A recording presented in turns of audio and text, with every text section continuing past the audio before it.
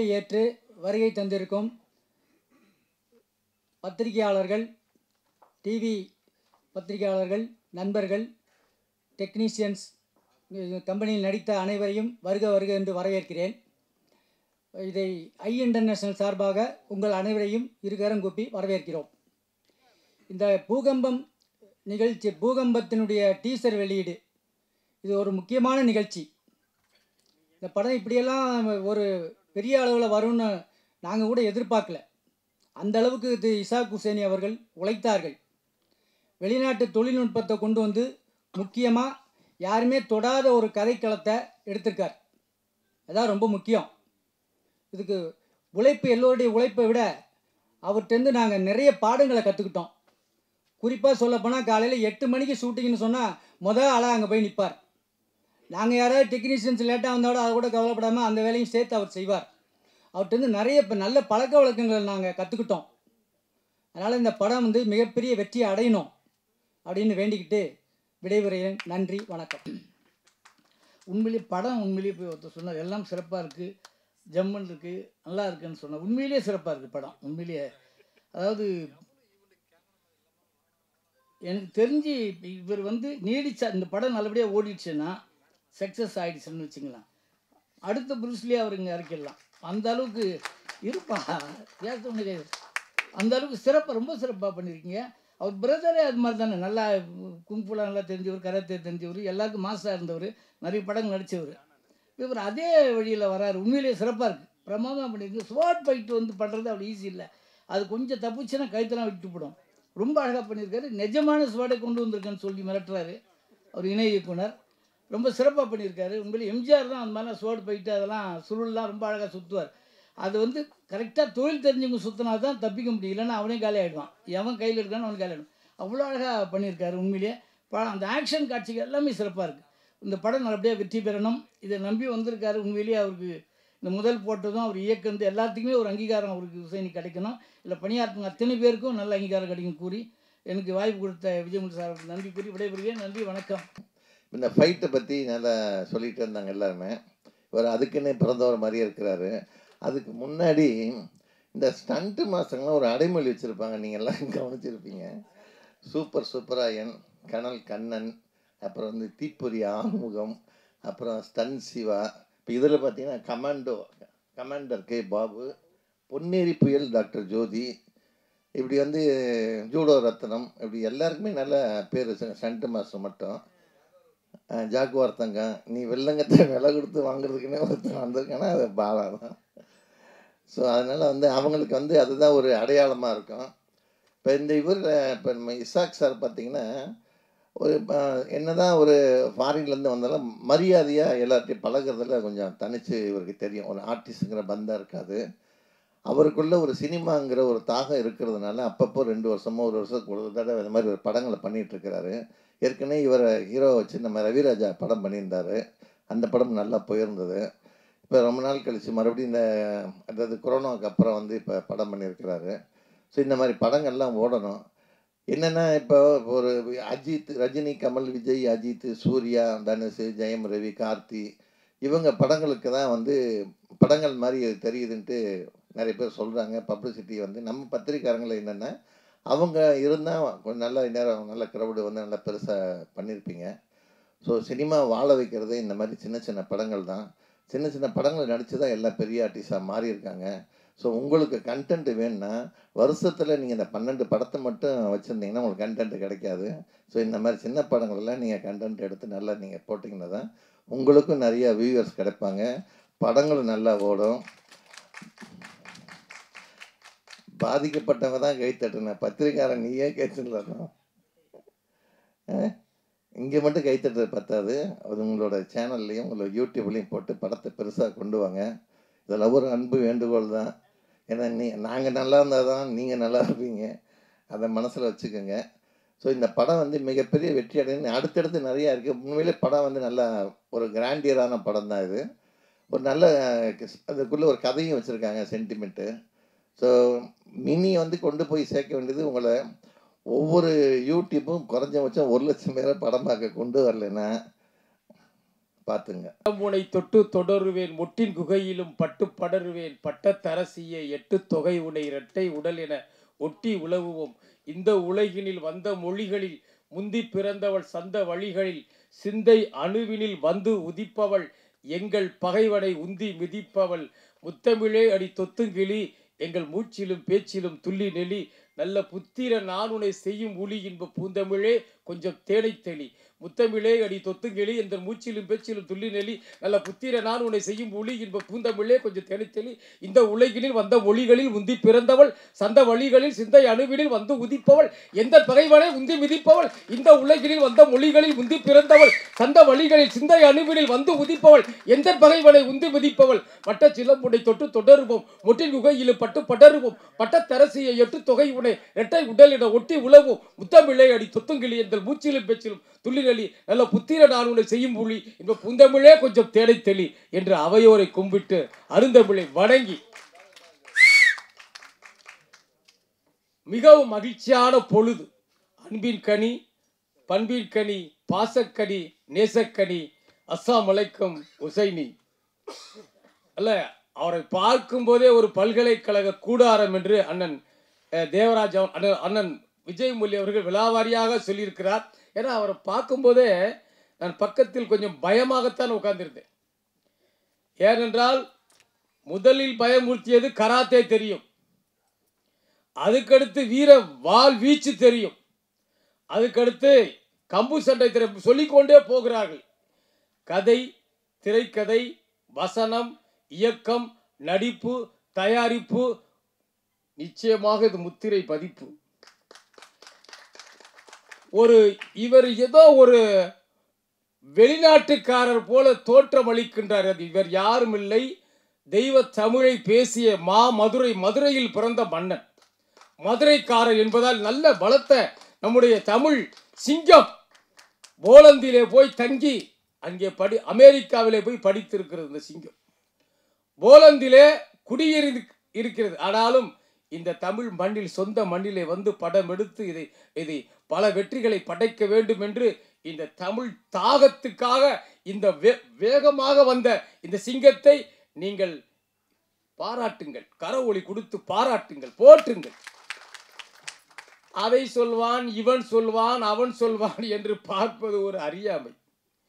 பல லட்சம் பேர் சேர்ந்து, பல ஆயிரக்கணக்கான பேர் சேர்ந்து, பல இரவுகளை தந்து, பல நாட்டு பல மனிதர்களுடைய தூக்கத்தை தந்து, பல வேர்வைகளை தந்து, கண்ணீரை தந்து, இரத்தத்தை தந்து, மொத்தத்தையும் தந்து ஒரு நிகழ்ச்சி நடத்துகிற போது யாரோ ஒருவன் ஒரு வீடியோ எடுத்து காலியாக இருக்கிறது சேர்கள் என்று போடுகிறான்.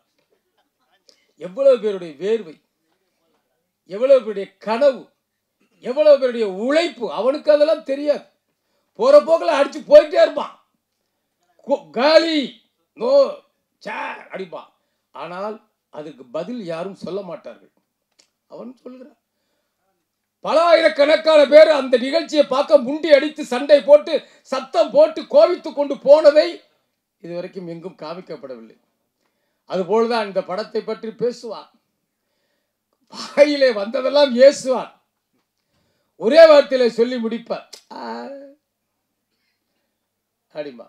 அவர்களுடைய பின்னே ஒருவன் வெற்றி பெறுவதற்காக போராடுகிற அந்த தியாகத்தை, அவன் செய்த அந்த யாகத்தை, அவன் துன்பம் கண்ட அந்த தேகத்தை எதாவது சொல்லிக்கொண்டே போகலாம். அவற்றையெல்லாம் பார்ப்பதற்கு ஒரு மனசாட்சி இருக்க வேண்டும். ஐயோ, ஒரு படத்தை பற்றி எல்லாம் மானவாரியாக பேசுகிறோமே, ஏதோ சொல்கிறான், நீலச்சட்டை கருப்பு சட்டை, நான் ஒரு சட்டையும் தெரியாது இருக்கு, அவனெல்லாம் பேசுகிறான் என்று சொல்வார்கள். அதில் பரிதாபமாக இருக்கும். இன்னும் சில பேர் வாழ்க்கை போராட்டத்துக்காக ஓடிக்கொண்டிருப்பவர்களை அவருடைய கழிவறையை போட்டா பிடித்தவனை போல பேசுகிறான். மனசாட்சியற்ற அவனை பார்ப்பதற்கு பல பேர் இருக்கிறார், அவனை பேசுவதற்கு அவனுக்கு பல கூட்டங்கள். சேர் காலியாக இருக்கிறது சொன்னவன் கூட சரியாகத்தான் சொல்லி இருக்கிறான். ஏனென்றால் எனக்கே ஒரு 10 பேர் போன் பண்ணாங்க, இந்த சேரெல்லாம் காலியா இருக்காம. அதுக்கு விடை சொன்னேன், எத்தனை ஆயிரம் பேர் இங்கே போராடி பார்க்க முடியாமல் இருந்தார்கள் என்று அவனுக்கு தெரியுமா? அப்பதான் அவனுக்கே பதில் தெரியுது. ஆகவே இந்த படத்தின் வெற்றி உறுதியாக்கப்பட்டிருக்கிறது.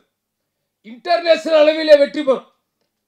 ஒரு நம்முடைய இனத்தை சார்ந்தவன், நம்முடைய மண்ணை சார்ந்தவன் இவ்வளவு பெரிய பிரம்மாண்டத்தை படைத்துகிறார். அவர் கேட்டேன், வணக்கம். அவர் சொன்னார், நான் மதுரை தான், அஸ்ஸலாமு அலைக்கும் என்று சொன்னார்.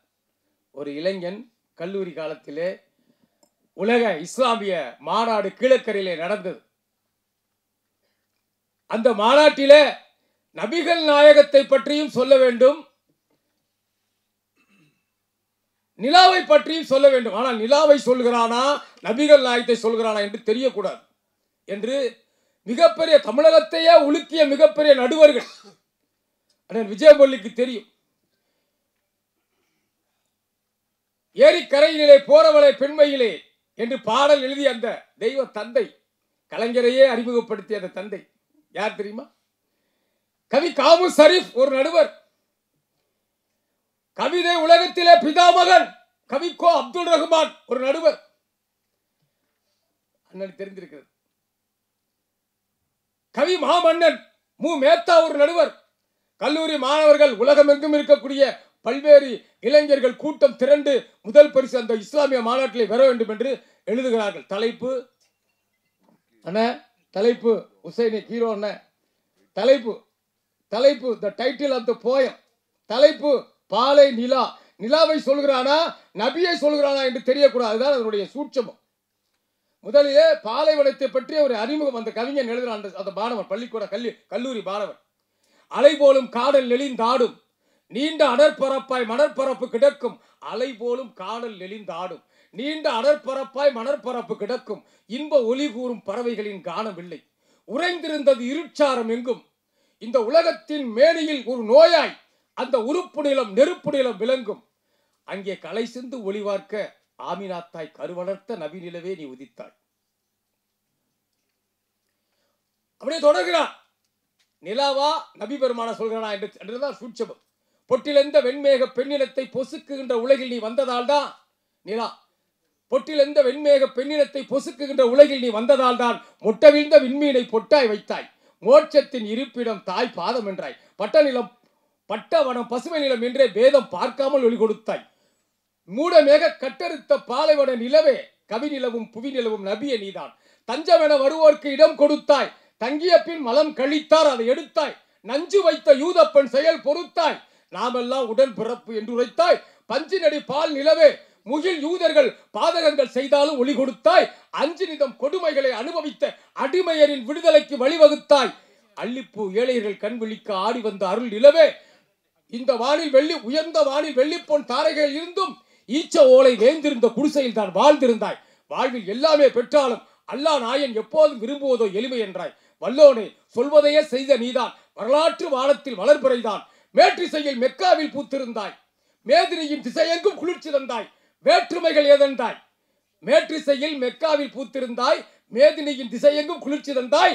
வேற்றுமைகள் ஏதென்றாய். தொழுகை கூட வேற்றுமையின் வேறறுக்கும் அழகை செய்தாய். மாற்றம் உற மலர்ச்சி பெற கார் இருள்கள் மடிவதற்கே வடிவெடுத்த நிலவே மின்னல் கீற்றெனவே பலர் இங்கே தோன்றி போவார். கீர்த்தியுடன் நீ மட்டும் நிலைத்து நிற்பாய் என்று டாக்டர் கலைஞர் அவர்களுடைய கையிலே முதல் பரிசு 10,000 ரூபாய் வாங்கிய கவிஞன் தான் இங்கே வந்திருக்கிறார். அவன்தான் இவன் தான் அவன். அப்பொழுது அந்த மாநாட்டிலே பாலலீலா என்ற தலைப்பிலே எழுதிய கவிதையை அவருடைய அனுமதியோடு கேட்டேன். அந்த கவிதையை படைக்கிறேன். இந்த அருமையான இந்த இயக்குனர் இலியாஸ் அவர்கள் மிகப்பெரிய மேடை பேச்சர் ஆகிவிடுவார். ஏனென்றால் குறைந்த நேரம் தான் பேசியிருக்கிறார். தாமஸ் ரத்தினம் அவர்களுக்கு என்னுடைய பாராட்டுகளை சொல்லி, ஏனென்றால் அங்கே அண்ணன் உட்கார்ந்திருக்கிறார் ரவி ராஜா. அந்த ராஜாவை தான் எனக்கு ஒரு பாட்டு எழுத கொடுத்தார். அருமையான பல்லவி. அண்ணன் முரளி காலம் சென்ற கதாநாயகன் என்றும் காலம் சென்றதில்லை, காலமாக நேற்று அவருடைய கதாநாயகனாக வைரமுத்து வரிகள் உன்னை பாடட்டுமா, அல்லை வாலியின் வரியில் உன்னை புகழட்டுமா, பட்டுக்கோட்டை பார்த்தியில் உன்னை பாராட்டட்டுமா என்ற பல்லவி எழுதிய அந்த எனக்கு அடுத்து அண்ணன் பெருந்துளசி அவர்கள். அவர் யாராக இருந்தாலும் அவர் ஒரு ஹைக்கூ கவிதை போன்று சுருக்கமாக பேசி யாராக இருந்தாலும் வாழ்த்தக்கூடிய பாராட்டக்கூடிய ஒருவர். அவர்தான் பாண்டிய நாட்டை சார்ந்தவர் என்றால் எங்களுக்கெல்லாம் ஒரு எளிமையின் வடிவமாக பாருங்க கை கட்டியிருக்கார் சவுந்தர பாண்டியன். அவரையும் பாராட்டி விஜயமொழி அண்ணன் அவர்களை சொல்ல வேண்டும் என்றால் ஒரே வரியில் சொல்லலாம். நான் பல பேருக்கு வாய்ப்பு உதவி செய்யக்கூடிய ஒரு வாய்ப்பை பெற்றிருக்கிறேன். ஆனால் எனக்கு உதவி செய்யக்கூடிய ஒரு சில பேர் இருக்கிறார் என்று சொன்னால் அதில் விரல் விட்டு எண்ணக்கூடிய முதல் நிலையிலே அண்ணன் விஜய் முரளி இருக்கிறார். கலைஞருக்காக 100 அந்த 100 ஆண்டு அந்த விழா நிகழ்ச்சியிலே நானெல்லாம் பங்கேற்பான நினைத்து பாருங்கள். நான்லாம் வந்து யாரும் வெளியே தெரியாத ஒரு கவிஞன். இன்னும் ஒரு 5 படங்களுக்கு இசையமைப்பாளராக நிறைய பேர் நினைச்ச இசையமைப்பாளர் எனக்கு எல்போர்டு, நான் ஒரு எல்போர்டு, எனக்கு கீபோர்டே தெரியாது. பாக்யராஜா ஐயாவோட பாணியில் டிஆர் பாணியில் நான் வந்து என்னுடைய குழந்தை தான் அது. ஆனால் இன்னொருத்தர் பொட்டு பூவு சட்டை அண்ணன் புரிஞ்சு சிரிக்கிறார். நான் பெற்ற குழந்தை தான், நான் என் கரு சுமந்து பெற்ற டியூன் தான் அது. ஏனென்றால் என்னோட அந்த டியூன் கூட என்னோட டியூன் கிடையாது, என் டியூன் கிடையாது. இப்போ 5 படம் புக்காக இருக்குது இசையமைப்பாளர். அதுக்காக நீங்கள் வந்து ஐயா ஹீரோ சார் நீங்கள் வந்து படம் கொடுக்க வேணாம், ஒரு 2-3 படம் கொடுங்க. அந்த படத்தில் அண்ணன் அழைத்தார்கள். இந்த எவ்வளோ ஒரு மன பெருந்தன்மை பாருங்கள், அழைத்தார். நான் போய் அந்த பாடலை வந்து அன்பு மணி, வெற்றிமணி, வீரமணி, வரலாறாக இருக்குமணி, செல்வமணி அவர்கள் முன்னில் ஒரு 6-7 நடுவர்கள் இருந்தாங்க. அண்ணன் லிங்குசாமி எதுக்கு சொல்ல வரேன்னா அது ஒரு செய்தி இருக்கு. நான் பாடி சொன்ன அந்த டியூனை இது நல்லா இருக்கு, இதை டியூன் பண்ணிட்டு வாங்கிட்டாங்க. நான் ஒரு 3 பாடல்களை கொண்டு போனேன். முதல் பாட்டு நல்லா இல்லை, இதுனா கோயிலில் பாடுறாப்புல இதெல்லாம் வேணா பாட்டார் லிங்குசாமி உதயகுமார் அண்ணன். அதுக்கடுத்த பாட்டை போட்டால் இது ரொம்ப அருமையாக இருக்குது, எவ்வளோ பணம், அந்த பணம் 10 ரூபா 50,000 வரப்போ ஃபஸ்ட்டு பண்ணி கொண்டப்போ என்னங்க. அப்படி ஒருவன் எனக்கு உதவி பண்ண வேண்டும் தேவையில்லை. இதனை போன்று பல கலைஞர்களை ஏற்றி விட்டு பாராட்டி விட்டு போற்றக்கூடிய விஜய் முரளி அவர்களுக்கு உங்களை கும்பிட்டு கேட்கிறேன், இடைவிடாமல் கரவொலி தாருங்கள், இடைவிடாமல். அது என்னை தேர்ந்தெடுத்துக்காங்க, அவ்வளோதானே, நன்றி வணக்கம், அவ்வளோதான் போட்டார். இவரை விட உதவி செய்தவர் எனக்கு ஒருத்தர் பேராசிரியர் ஒருத்தர். ஏன்னா உதவி செய்யறதுக்கு சொல்கிறேன், போலந்து நாட்டிலேருந்து வந்திருக்காரு, எத்தனை கலைஞர்களுக்கு உதவி செய்கிறார். ஒருத்தன் வந்து கையெழுத்து வாங்க ஆட்டோகிராஃப், ஆட்டோகிராஃபில் வாங்க, அதை கெட்ட பழகம். இந்த உலகத்தில் யாரும் பெரிய ஆள் கிடையாது. நான் அப்புறம் பேடையில் பேச ஆட்டோகிராஃப் வாங்குறது, நடிகர்கிட்ட ஆட்டோகிராஃப் போனால் அது வந்து ஒன்றே நீ தாழ்த்திக்கிற, வணக்கம் நல்லா இருக்கீங்களா வாழ்த்து, ஆட்டோகிராஃப் வாங்காத. என்ன படிச்சிருக்கேன்? நான் எம்ஏ எம்ஃபில் படிச்சிருக்கேன். ஓ என்ன வேணும் உனக்கு உதவி பண்ண? ஒரு காலேஜில் வேலை வாங்கி கொடு. ஒரு பையன், இவரை விட அவன் சிறந்த பையன், மாணவன், அவன் ஒரு உதவி அவன் மாதிரி உதவி பண்ண உலகத்தில் யார முடியாது. ஜெயா காலேஜ் வெளிப்படையாக பேசுகிறேன், ஜெயா காலேஜ் திருன்ற உள்ள அந்த அவருடைய பேர் சொல்ல வேண்டாம், அவர் போய் சேர்த்து விட்டேன். ஏன்னா நான் நிறையா கல்லூரி சேர்மெல்லாம் எனக்கு கொஞ்சம் பழக்கம். ஐயா பாவம் வறுமையில் இருக்கான், நானும் அங்கே வேலை பார்க்குறேன். அவ்வளோ அருமையான பையன். சேர்ந்த உடனே 2வது மாதத்தில் அண்ணே இந்த கலை நிகழ்ச்சிலாம் 7,000 பசங்க பொண்ணுங்களாம் இருக்காங்க, அதில் நான் பண்ணுறேன் டைரக்டராக. சரி பண்ணுப்பா. ஐயா அந்த பையன் பாவம் ஆர்வமாக இருக்க, பண்ண விடுங்க. அதை பண்ண விட்டேன். வந்து இப்போ சொல்கிறான் பிரின்ஸிபால்கிட்ட, சார் அண்ணன் கருணாநிதி அண்ணன் அவர் வந்து வெளி நிகழ்ச்சியெல்லாம் பண்ணுறாரு, அவருக்கு நீங்கள் 2 ஹவர் தான் கிளாஸ் கொடுக்குறீங்க, எனக்கு 3 ஹவர் கொடுக்குறீங்க. நான் அந்த கலை நிகழ்ச்சியெல்லாம் பண்ணுறேன், அவருக்கு 4 ஹவர் கொடுங்க, எனக்கு 2 ஹவர் கொடுங்கண்ணா. அவ்வளோ புண்ணியம் பாருங்க. ஒவ்வொரு நிகழ்ச்சியிலுமே அவன்தான் எனக்கு பெரிய தீய வினையாக அமைந்தான். அவ்வளோ பெரிய உதவி செய்கிறவனு இருக்கிறான், இப்படி உதவி செய்கிறவனு இருக்கிறான் என்று சொல்லி, ஐயா நீங்கள் செய்த உதவி, நீங்கள் விதைத்த விதை மலராக பூத்து வெற்றி கனியாக வரும் என்று சொல்லி போய் வருகிறேன், விடை பெறுகிறேன். எல்லா வெற்றிகளும் உங்களை சேரட்டும், பல பேருக்கு விடியல் நிலை மாறட்டும், எல்லாருக்கும் எல்லாமே சேரட்டும் என்று சொல்லி வாய்ப்புக்கு நன்றி கூறி விடைபெறுகிறேன். வணக்கம். இங்கு வருகை தந்திருக்கும் என்னுடைய நான் பெரிதும் மதிக்கிற பத்திரிகை நண்பர்கள், இது வெளிநாட்டில் பார்த்தீங்கன்னா எப்போவுமே பத்திரிகை நண்பர்கள் வரும்போது அவங்க என்ன வேணால் கேட்பாங்க, யாருமே அதுக்கு கோவப்படுறதோ வருத்தப்படுறதோ பண்ண மாட்டாங்க, முடிஞ்ச அளவுக்கு பதில் சொல்லுவாங்க. அதனால் அது ஒன்று சொல்லிட்டு, இந்த படத்துடைய முக்கியமான சில விஷயங்களை நான் உங்களுக்கு சொல்லணும்னு நினைக்கிறேன். அதுக்கு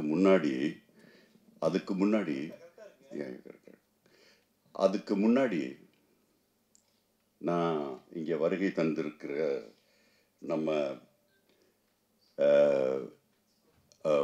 செயலாளர், அதாவது தமிழ் திரைப்பட உலக செயலாளர் திரு சௌந்தரபாண்டியன் அவர்களே, வருகன்னு வரவேற்கிறேன். அப்புறம் கவிஞர் கருணாநிதி அவர்கள், அடேங்கப்பா என்ன கவிதை வளம், என்ன ஸ்பீச், இட் வாஸ் அன்பிலீவபிள். ரொம்ப பிரமாதமாக நீங்கள் பேசுனீங்க, ரொம்ப நன்றி. அப்புறம் முன்னாள் பிஆர்ஓ யூனியனுடைய செயலாளர் திரு துளசி பழனிவேல் அவர்கள், உங்களையும் வருக வருகன்னு வரவேற்கிறேன் சார். இதை சொல்லிட்டு ஃபஸ்ட்டு நான் பேசுகிறதுக்கு முன்னாடி ஒரு அஞ்சலி நம்ம மறைந்த மிக மிக பெரிய ஒரு நடிகர், அதைவிட மிகப்பெரிய ஒரு மனிதன், அவர்தான் நம்ம விஜயகாந்த். அவருக்கு ஒரு அஞ்சலி, ஒரு 2 minutes.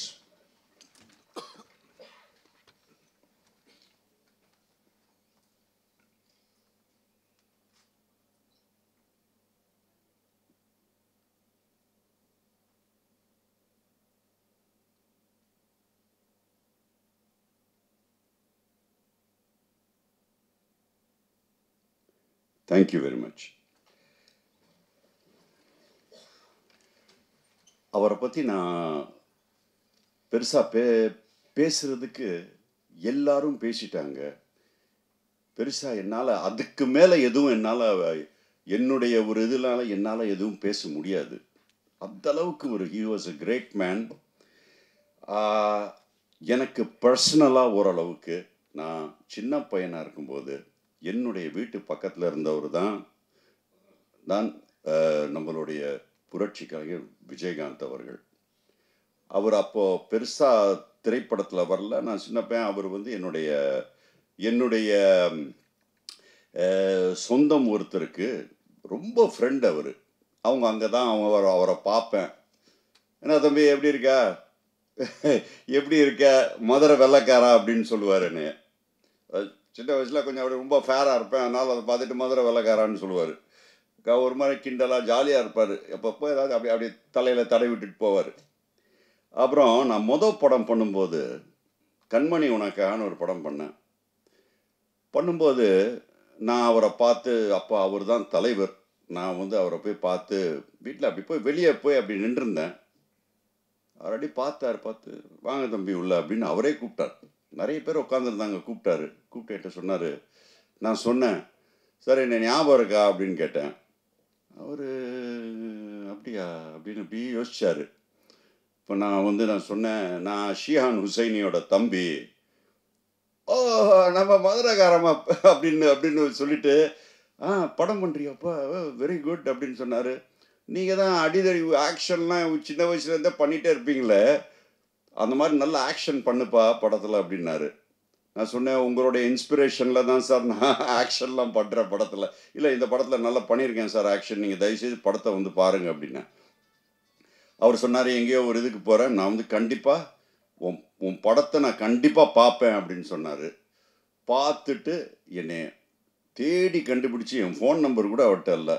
அப்புறம் மௌனம் ரவி அவர்கள்ட்ட கேட்டு என்னோடய ஃபோன் நம்பர் வாங்கி எனக்கு கூப்பிட்டு, தம்பி பிரமாதமாக ஆக்ஷன் பண்ணுறப்பா, ஆக்ஷன் படமாக பண்ணு அப்படின்னு சொன்னார். அதெல்லாம் அந்த காலம், அதை யோசிக்கும் போது ரொம்ப மனசுக்கு வருத்தமாக இருக்குது. அவருடைய ஃபேமிலிக்கு என்னுடைய இரங்கல்கள். அவங்களுடைய வருத்தத்தில் நான் ரொம்ப உண்மையிலே எனக்கு மனசளவில் எனக்கு ரொம்ப அதை கேட்டவுன்னு, நான் வெளிநாட்டில் இருந்தேன், எனக்கு ரொம்ப மனசுக்கு ரொம்ப கஷ்டமாக இருந்தது. அதனால் அதைத்தான் நான் முக்கியமாக அதை சொல்லிவிட்டு அதுக்கப்புறம் நான் மற்ற விஷயங்களுக்கு போகிறேன். ஸோ இப்போது படத்தை பற்றி கொஞ்சோண்டு சில விஷயங்கள் சொல்கிறேன். நான் வெளிநாட்டில் படித்து வளர்ந்து, நான் நிறைய அமெரிக்கன் ஸ்கூல்ஸ் எல்லாம் வச்சுருக்கேன். பட் நான் படிப்பில் எப்போவுமே கொஞ்சம் நல்லா படிப்பேன். நல்ல படிப்பை எஜுகேஷனை ரொம்ப முக்கியத்துவம் கொடுக்குறவன். ஆனால் எனக்கு எப்போவுமே ஒரு ஆசை, பிகாஸ் உடம்பை கரெக்டாக வச்சுக்கணும். அது மாதிரி சின்ன வயசுலேருந்தே நான் என் பிரதர் எல்லாருமே மார்ஷல் ஆர்ட்ஸ், அதில் இங்கே தமிழ்நாட்டிலே அதை பெருசாக உள்ளே கொண்டு வந்தவங்க நாங்கள் தான் அந்த மார்ஷல் ஆர்ட்ஸை உள்ளே கொண்டு வந்தோம். அதாவது இஷின்ரியோ கராட்டே, இன்டர்நேஷ்னல் கராட்டே, அப்புறம் வெளிய நாடுகளில் போய் ட்ரெயின் பண்ணிவிட்டு அங்கே போய் காம்படிஷன் பண்ணுறது. நான் இந்த வாள், இந்த டோன்ஃபா, இந்த மாதிரி சில வெப்பன்ஸ்லேயும் நான் ஒரு ஸ்பெஷலிஸ்ட்டு. சின்ன வயசுலேருந்து அது பண்ணதுங்க. அதனால் இந்த மாதிரி சும்மா சுற்றுறது வந்து யாராச்சும் போய் ஏதாச்சும் வாள் எடுத்துகிட்டு இவர் சொல்கிறாரு உண்மையான வாள் அப்படின்னு, அதை எடுத்து தயவுசெய்து ட்ரை பண்ணாதீங்க. It's not correct. டக்கு டக்குன்னு நீங்கள் வெட்டினா இட் வில் பி டேஞ்சரஸ். அது பண்ணாதீங்க. அது ட்ரையும் பண்ணக்கூடாது. ஸோ அது சொல்லிவிட்டு இப்போ இந்த படத்தோட சில விஷயங்கள் சார். நான் முதல்ல என்னென்னா, த மோஸ்ட் இம்பார்ட்டன்ட் திங், நான் என்ன எப்போவுமே நினைப்பேன்னா, நான் நிறைய படங்களை பார்ப்பேன், நான் நடிப்பேன். ஆனால் எனக்கு ஒன்று பட்டுட்டே இருந்தது, ஏன் கதையில் வந்து முக்கியத்துவம் கொடுக்க மாட்டேங்கிறாங்க? கதையை டக்கு டக்குன்னு ஒரு ஒரு ஒரு 5 நாளில் 10 நாளில் ஒரு ஒரு ஒரு ஓகே ஒரு வருஷம் கூட வச்சுக்கோங்களேன், டக்குன்னு கதையை முடிச்சுட்டு கதைக்கு இது பண்ணாமல் பிரம்மாண்டம் அது இது எல்லாமே பண்ணால், ஆனால் கடைசியாக நிற்கிற ஒரே ஒரு விஷயம், செலவு கம்மியாக ஆகிற பட் கடைசியில் நிற்கிற ஒரே ஒரு விஷயம் வந்து கதை அப்படின்றது எனக்கு ரொம்ப ஆழமாக, நான் எப்பவுமே நான் நிறைய படிப்பேன். அதனால் நான் யோசிப்பேன், என்ன கதைக்கு மட்டும் வேல்யூவே கொடுக்க மாட்டேங்கிறாங்களே அப்படின்னு நான் ஃபீல் பண்ணுவேன். அது யாரையுமே பர்டிகுலராக நான் சொல்ல. ஸோ நான் பண்ண ஒரு விஷயம், கதையைத்தான் நான் வந்து ரொம்ப ரொம்ப முக்கியத்துவம் கொடுத்தேன். நீங்கள் இந்த படத்தை பார்த்தீங்கன்னா, when you watch the movie, உங்களுக்கு ஒன்று படம், கதை கதை கதை, திரைக்கதை.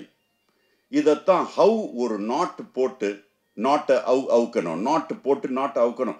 அதாவது நான் வெளிநாட்டு பட இலாக்காவோட நான் சில அமெரிக்கன்ஸு நல்ல ரைட்டர்ஸ், சில அமெரிக்கன்ஸ், சில போலிஷ் எல்லாரையும் உட்கார வச்சு நான் இந்த படத்தோடைய ஒரு நாட் சொன்னாங்க. வாவ், இட்ஸ் வெரி நைஸ், நல்லா இருக்குது, வித்தியாசமாக இருக்குன்னாங்க.